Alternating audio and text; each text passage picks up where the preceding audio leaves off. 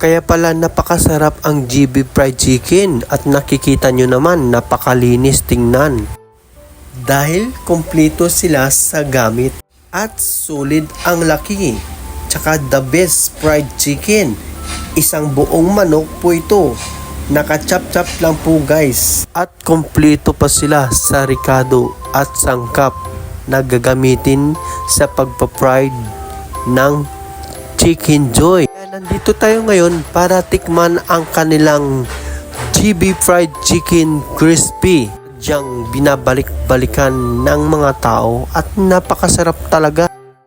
Kaya wag na tayo magpatumpik-tumpik pa. Tikman na natin ang juicy and the best GB Fried Chicken. Dito lang yan sa 483 Dr. Sixto Antonio Avenue, Pasig, Metro Manila.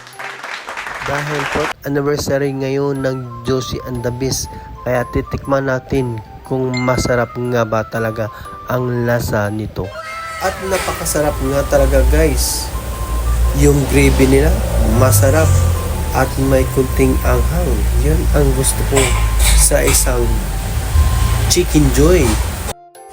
Malasa, masarap at maanghang. Kaya pala binabalik-balikan ng tao ang GB Fried Chicken.